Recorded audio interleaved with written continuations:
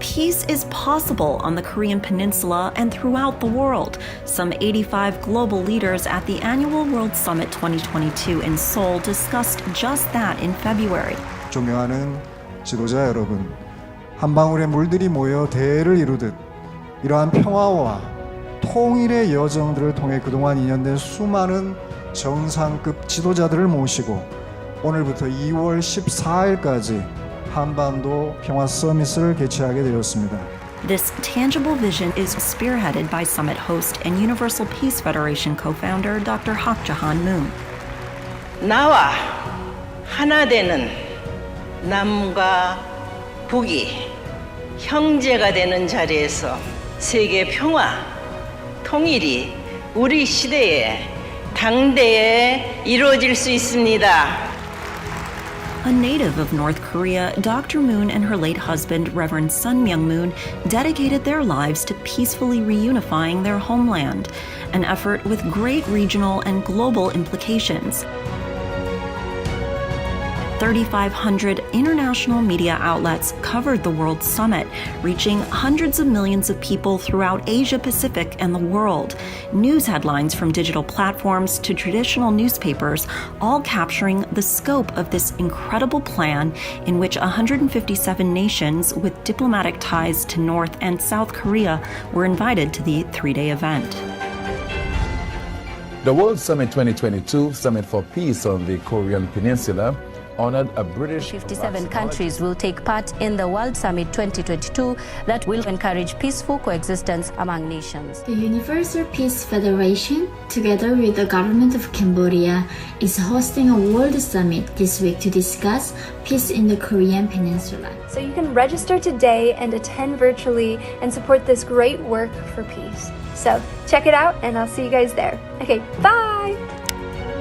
Summit co-chair and Cambodia Prime Minister Hun Sen proposed that both Koreas consider his initiative, two states toward one nation, one peninsula, one people, one culture, as the first steps to building trust and confidence with the ultimate goal of ensuring peace on the peninsula. កិច្ចប្រជុំកម្ពុជាពិភពលោកឆ្នាំ2022 បានរៀបចំឡើងនៅក្នុងអំឡុងពេលនៃការប្រកួតប្រជែងភូមិសាស្ត្រនយោបាយកាន់តែតឹងតែង ទន្ទឹមនេះដែរពិភពលោករបស់យើងក៏កំពុងតភ្ជាប់គ្នាទៅវិញទៅមកនិងពឹងផ្អែកគ្នាទៅវិញទៅមកកាន់តែខ្លាំងដូច្នេះហើយយើងត្រូវការធ្វើការជាមួយគ្នាដើម្បីសម្របសម្រួលការឆ្លើយតបជាសកលចំពោះបញ្ហាសកលដែលកំពុងកើតឡើងនេះតែយើងត្រូវការកិច្ចសន្ទនាដោយសន្តិវិធីនិងការចរចាជ្រះជ្រះ ដើម្បីបញ្ចប់សង្គ្រាមវិតរបស់ខ្ញុំនេះដំណើរការចរចាគឺជាជំរើសដែលល្អបំផុតខ្ញុំមិនដែលជឿទេថាប្រើប្រាស់សង្គ្រាមដើម្បីបញ្ចប់សង្គ្រាម Noting Cambodia's experience of war and peacemaking efforts, the Prime Minister said peace brings hope, development, respect for human rights, and democracy. More women peace leaders have also emerged in his country. The lessons from war and conflict have equipped us with resiliency and also motivated us to take leadership in maintaining regional peace and security. In the 1990s, Cambodia used to receive the UN peacekeepers. Now, since 2006, Cambodia has deployed 7,826 peacekeepers to join in a UN peacekeeping operation in war-torn countries. 494 of them are women. We are proud of being ranked 13 among the 122 nations in terms of contribution of women peacekeepers, and among ASEAN countries, we are second only to Indonesia.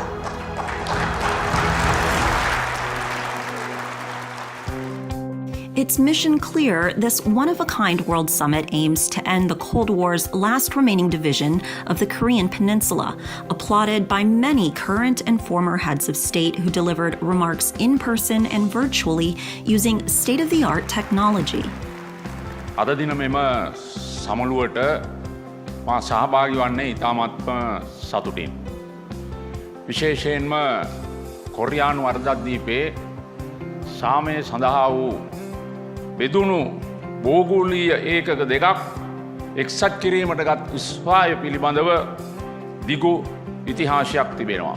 දකුණේ මහා පරිමාණ පුනරුදයක් සිදුව ඇතත් උතුරේ මෙම තත්ත්වය ඊට වඩා වෙනස්.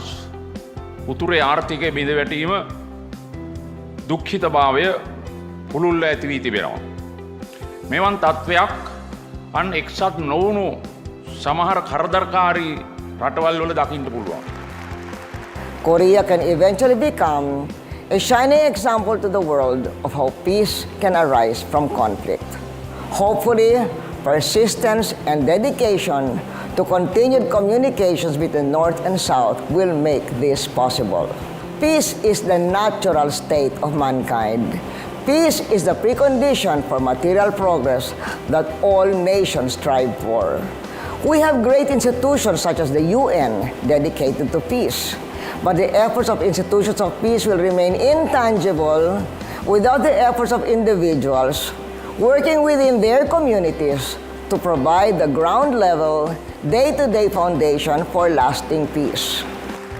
The reality tells us that the United Nations simply cannot do more than what its member states agree to carry out in a spirit of collaboration, mutual trust, and consensus building in accordance with the United Nations Charter.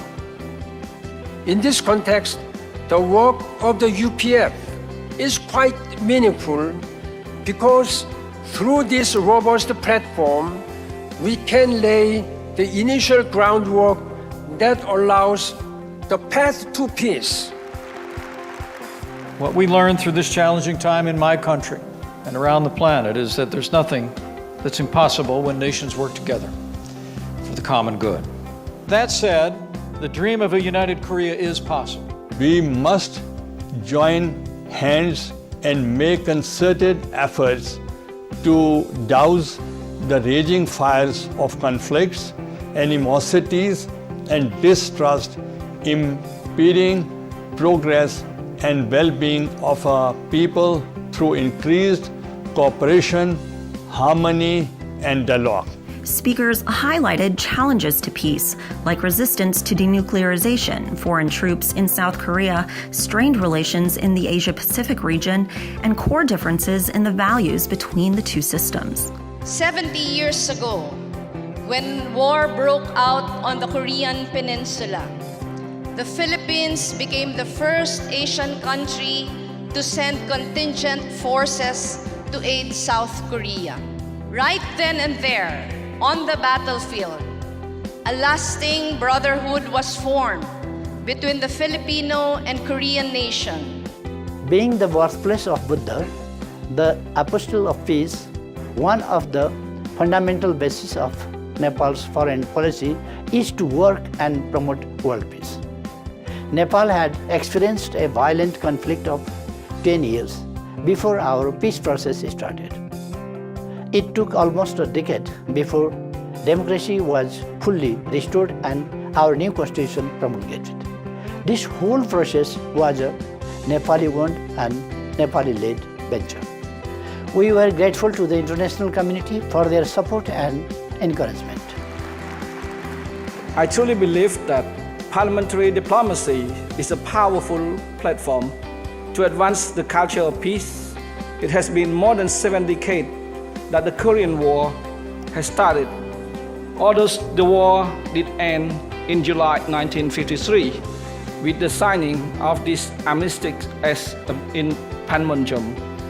A peace treaty has yet to be realized, and it is indeed in this spirit that I appeal to the international community, especially the government of the two Korea, to work hard so that a peace treaty could be reached in some point. We must go beyond an armistice to a peace treaty. The DMZ needs to open. Families need to be reunited. Cultures need to interact. The reunification of the Korean Peninsula will be a very substantial, powerful, and positive force for good. So just what could peace on the Korean Peninsula look like? Summit speakers offered a range of solutions, including the encouragement of new friendships with the North Korean people through trade, tourism, and cultural exchanges, and the development of an Asia-Pacific Union. The contribution of the co-founders of the Universal Peace Federation are admirable. The proposal to the family of Asia-Pacific nations to establish an Asia-Pacific Union is a visionary idea, and I hope we can discuss further to materialize it.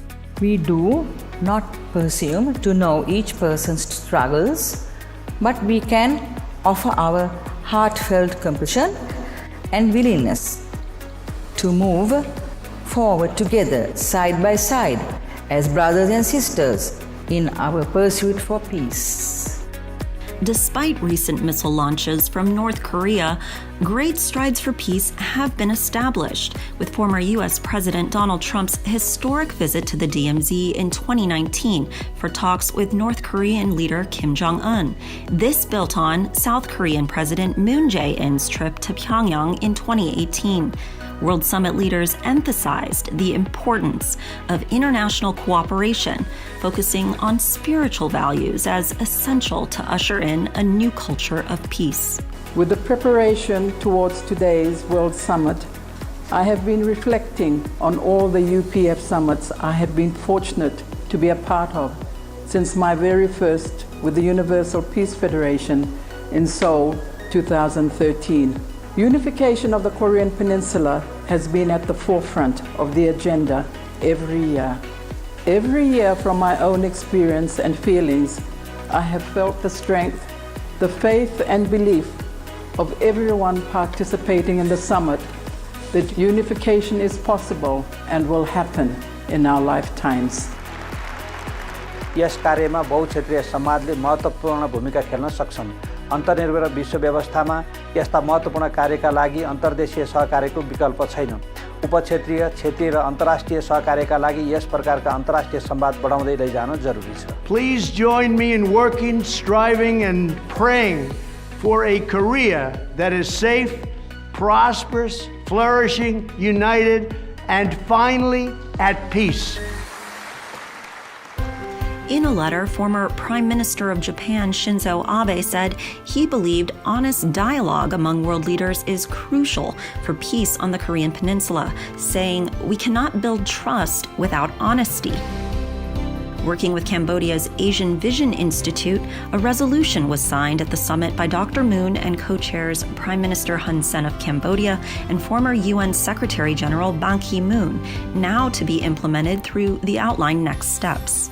We hope very much to build on the foundation of these recommendations going forward and make impact and a difference in our world for the sake of peace, particularly here in Korea, but more widely in Northeast Asia and throughout the Asia-Pacific and worldwide region. The Asian Vision Institute, based in Phnom Penh, served as Asia-Pacific Secretariat for Think Tank 2022 and the World Summit 2022. The Institute is an independent think tank that applies Asian cultural values to address regional and global issues. The summit signifies the humanity's love for peace as we were able to unite leaders from across the globe from different schools of thought. World Summit 2022 is extremely timely and relevant, especially with the political climate of this time. It created a platform for all leaders and leaders of different fields to convene and engage in serious dialogue. Previous World Summit speakers have also shared similar calls for peace through UPF's pillars of interdependence, mutual prosperity, and universal values. Our duty is not just to live and endure the times, but to take stock of it, calibrate the crisis, mitigate risks, and find lasting solution. Already, new breakthroughs are happening. UPF is looking to transition from a non-governmental organization to a state partnership organization so as to interact with governments around the world. It gave a vision of leadership on the global level that the world is yearning to have.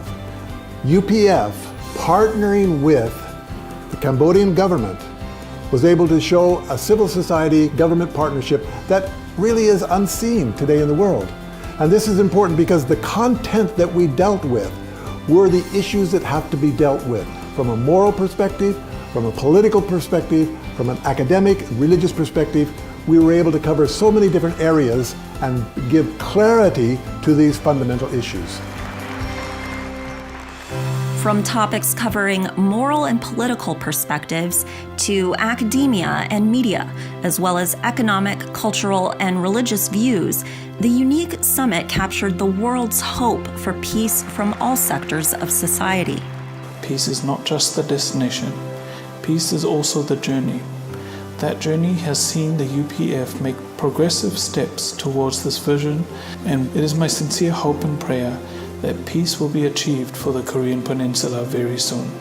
On-the-ground work has taken off to bring this vision of peace to grassroots communities. On the micro level, I'm here in the Philippines, and we're reaching out to mayors and governors, and we're sharing with them the content. It gives tremendous hope and synergy, both on a macro world level and on the national level, and even in the local level. So what's next? Bigger and better, a goal of UPF's next World Summit, and possibly bringing it to Pyongyang, where North Korean leaders can join the global conversation of sustainable peace and reunifying the Korean Peninsula.